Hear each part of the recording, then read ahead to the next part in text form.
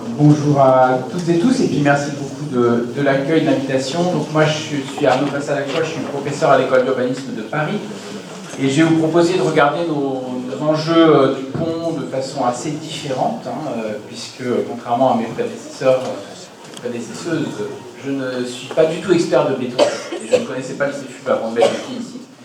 On va essayer de se poser la question de la façon dont les infrastructures de mobilité ont un rapport compliqué avec le temps, la temporalité, et qu'elles sont parfois un peu en décalage avec leur époque. Et je vais essayer d'explorer ça voilà, ensemble pour aussi ouvrir un peu les idées et une autre compréhension possible pour l'ouvrage Albert Loop, dont je ne parlerai pas directement. Alors, il y avait un exemple ici assez connu, c'est Tempelhof à Berlin, qui est d'ailleurs, je pense, en béton, sûrement. Et qui est l'un des plus gros bâtiments européens, et qui a eu cette question de sa destinée une fois qu'il a été désaffecté, et pas facile à retrouver un usage. Et on va voir qu'on va tourner autour des destins possibles des infrastructures entre l'abandon, le réemploi, et puis des formes de patrimonialisation. Alors, voilà ce que je voulais vous expliquer. Alors, quand je vais tenir mes 20 minutes. Premièrement, on va essayer de voir en quoi il y a un rapport spécifique au temps dans le monde des mobilités, et quel temps, au pluriel, avec un plus ES, on a temps si on veut, et puis après, différents destins possibles, pas forcément incompatibles d'ailleurs, des infrastructures. Alors, ça c'était ce que j'ai raconté, hop, et donc, alors ce diapo n'est pas terrible, mais vous allez juste l'écouter, c'est... le monde des transports, en fait, c'est assez fabuleux parce que ça nous renvoie à des formes de temporalité qui s'écoulent de la seconde au siècle.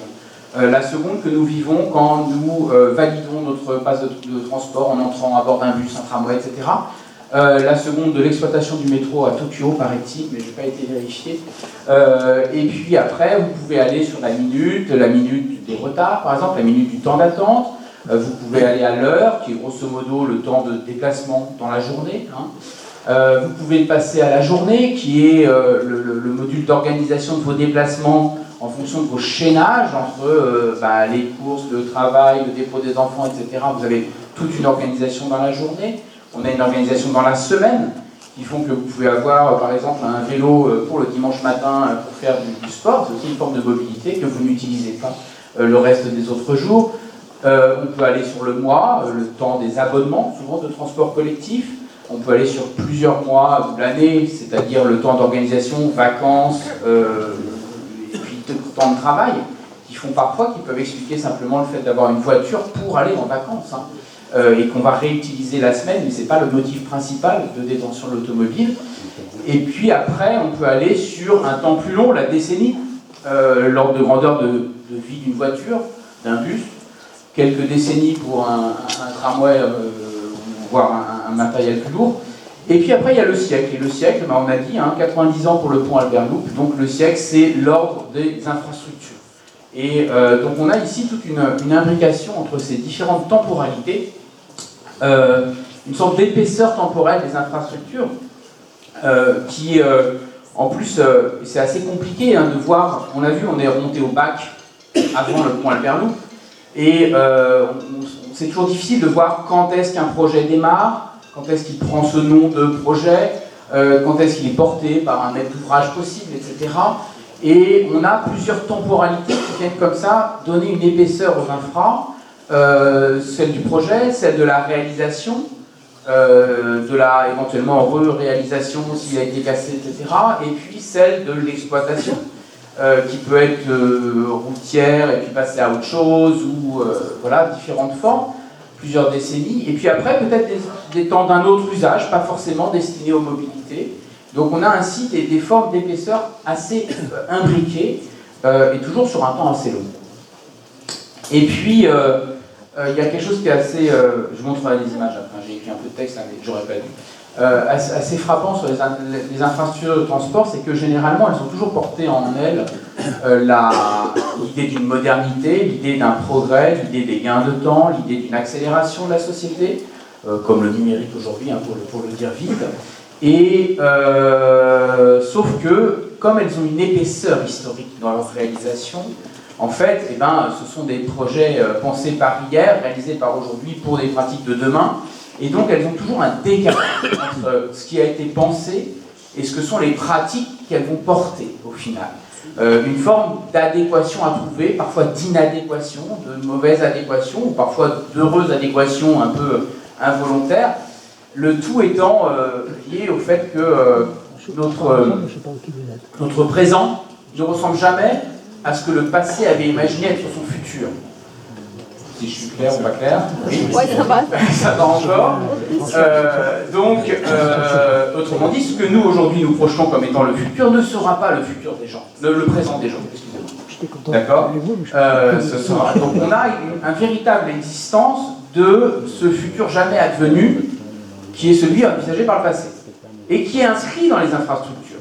Inscrit dans tout, ça crée des chemins de dépendance qui font qu'on a créé tel ou tel objet. Alors moi je suis beaucoup sur des transports parisiens, par exemple le métro témoigne dans sa construction de beaucoup de tensions, gouvernance, etc., des années 1850, des années 1900, donc il y a 150 ans, etc., qui aujourd'hui nous contraignent énormément. Mais voilà, ça a été inscrit dans l'infrastructure. Donc on a ce décalage.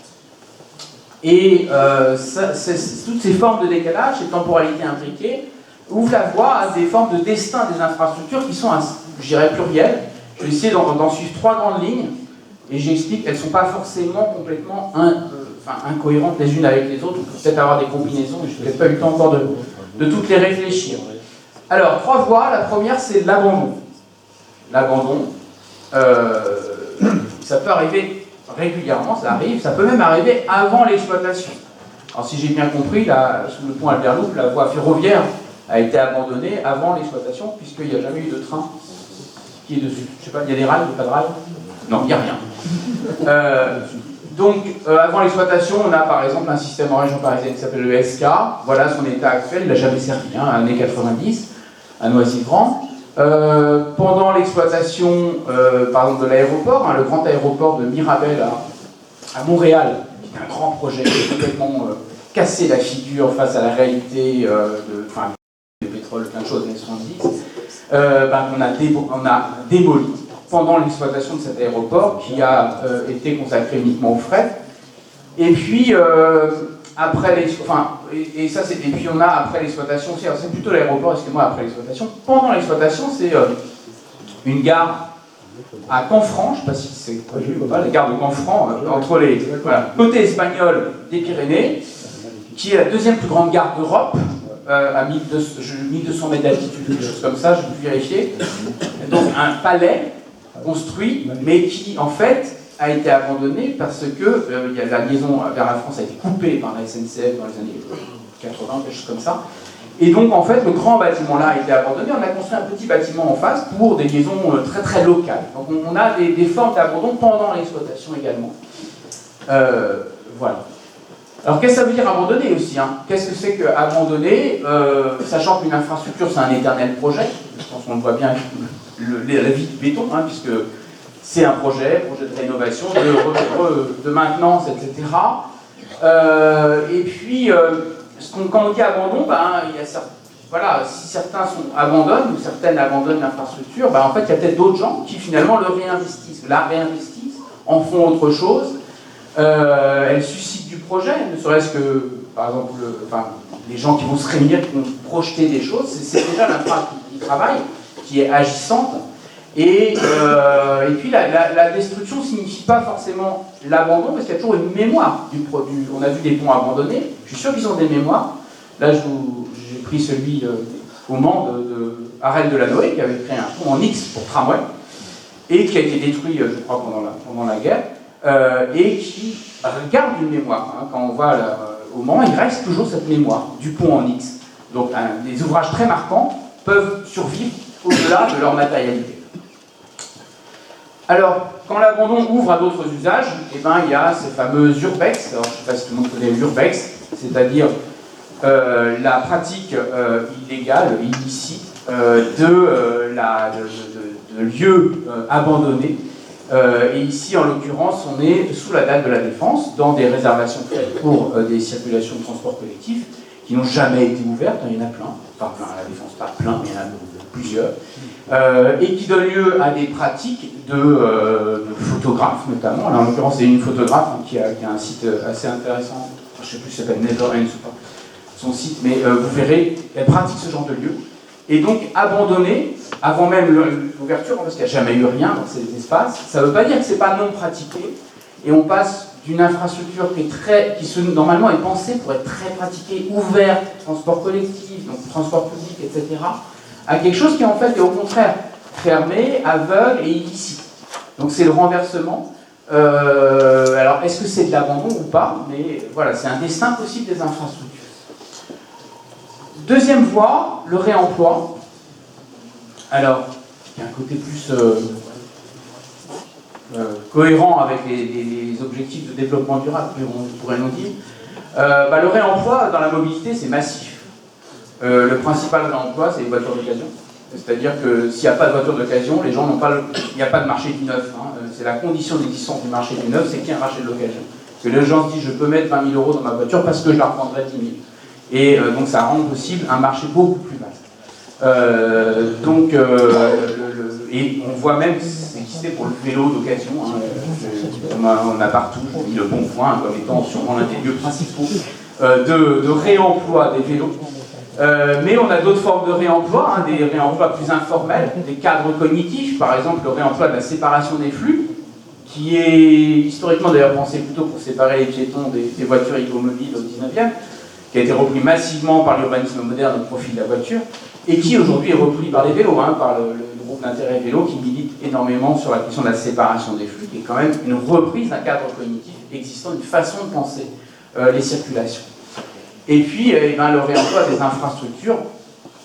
Un bel exemple ici, c'est la place de Clichy, donc à Paris, fin 19e siècle, vous voyez. Moi j'adore cette image parce que, alors, je ne sais pas si je peux vous montrer ça, mais tout le monde voit la femme qui fait du vélo au milieu. Je ne sais pas si j'ose faire ça. Oui, là. Hop, des rails de tramway qu'on ne voit pas très bien, des piétons, un omnibus, une voiture, comme on le dit à l'époque, à cheval. Cet espace est séparé piétons-chaussée. Et vous voyez, tout ça, c'est de l'énergie renouvelable, solaire. Tous les gens ne fonctionnent qu'avec ce qu'ils mangent dans l'estomac et les chevaux avec l'avoine qu'ils mangent. Le tramway aussi, tiré par des chevaux, c'est 1896. Vous voyez ici les réemplois de l'espace. C'est Paris, voilà, c'est le projet Hidalgo pour la réélection. Alors, 1920, c'est-à-dire pas longtemps après, hein, quand même, à l'échelle des infras, etc., on est là, hein, sur la même place. Donc vous avez tout ça qui fonctionne, le métro donc fonctionne au charbon, l'autobus fonctionne à l'essence, le tramway fonctionne au charbon. Les gens, il en reste un petit peu, ils fonctionnent toujours à ce qu'ils mangent. Des voitures ici qui fonctionnent à l'essence. Donc on a repris l'infrastructure au centre de l'espace public, hein, la voirie. En revanche, tout ce qui roule dessus a changé, hein, complètement, de façon très rapide. Il y a eu une guerre entre les deux. Le réemploi, c'est un phénomène massif, pour la rue bien sûr, pour les voies ferrées, où le TGV roule sur les voies anciennes, et c'est sa principale force notamment, les canaux, etc. Et puis bon, alors plus proche d'Hidalgo, une question par exemple du réemploi de la voie Georges Pompidou, de toutes les voies, on voit très peu d'aménagements qui ont changé. On reste sur un vocabulaire très automobile dans ces espaces qui sont aujourd'hui pratiqués massivement par les circulations actives. Et puis une autre voie possible, c'est plutôt la patrimonialisation, avec, quand on parle de mobilité et patrimoine, il y a d'abord, si on ne regarde pas les infras mais les objets, c'est pas facile. En fait, il y a un truc qui, moi, je pense, est assez compliqué entre des objets qui sont pensés pour la vitesse, pour le mouvement, et qu'on va venir figer dans une mémoire lorsqu'on les utilise plus. Et c'est des objets qu'on a du mal à gérer. Il y a les musées autour de ça ont un peu des difficultés. C'est des gros objets, généralement, hein, le train, la voiture, déjà. Et c'est un objet qui n'est pas facile à médiatiser, hein, à inscrire dans des contextes, parce que justement, il focalise trop sur l'objet. On oublie toute la société qui va, mais ça c'est sur l'objet. Et les infras, c'est encore plus dur à patrimonialiser, parce que c'est des objets énormes, avec des tailles et des coûts énormes, et puis des usages qui ne sont pas évidents. Alors ici, je vous ai mis la passerelle Eiffel de Bordeaux, où alors là, il y a marqué Eiffel, donc ça tout le monde connaît, Freycinet un peu moins, Eiffel qu'on connaît. Passerelle, alors je ne vais pas vérifier son statut, mais j'imagine qu'elle doit être un peu protégée, MH, mais je ne sais pas. En tout cas, ben, elle ne sert à rien, c'est le problème. Et donc on la garde, mais on ne sait pas quoi en faire. Et donc on a vraiment cette question de la patrimonialisation qui est, ben, voilà, il faut bien la garder, mais qu'est-ce qu'on en fait? On interdit l'accès sauvage à l'urbex, en fait, pour faire vite, mais cette patrimonialisation est difficile. Pourtant, il y a des objets techniques qui ressemblent et qui ont trouvé complètement leur voie dans la patrimonialisation, c'est les phares. Les phares, alors moi j'ai mis, évidemment on est ici, mais c'est un peu par hasard. Les phares ont parfaitement réussi à passer de ce statut d'infrastructure technique du 19e à des fins maritimes à une infrastructure qui en fait est devenue identitaire avec une forte valeur patrimoniale, même si le portage est compliqué, etc. Hein, mais on a quand même un objet qui là a réussi à basculer d'un objet de mobilité sécurité à un objet qui a trouvé d'autres usages, même qui sont plus informels, identitaires, paysagers. Il y a d'autres dynamiques aujourd'hui hein, autour de la patrimonialisation. On trouve beaucoup de dynamiques sur la patrimonialisation de la route, non pas de la voiture, mais de la route, dans tous ses usages. Alors notamment autour de la RN7, hein, si évidemment on parle de mémoire. Ici, vous avez donc cette affiche qui paraît sortir des années 50, c'est 2021. Hein, vous avez tout un tas de villages de la RN7 qui refont des embouteillages de la RN7, etc., comme avant, si tant est que ça soit avant réel, mais enfin voilà. Et puis même, alors, même le ferroviaire a aussi tout un fort attachement hein, qui existe en France, sûrement ailleurs aussi, encore plus en Grande-Bretagne, et des objets très techniques, comme ici, donc c'est le poste d'aiguillage de Lyon-Perrache, suscite actuellement un fort engouement patrimonial grâce aux travaux de Rail et Histoire, alors que c'est un objet, vous voyez, très technique, qui en plus n'était pas du tout pratiqué par les voyageurs-voyageuses avant sa désaffection, puisque c'est un objet de coulisses. Donc on peut trouver des voies d'intérêt et d'usage patrimoniaux à des dispositifs infrastructurels.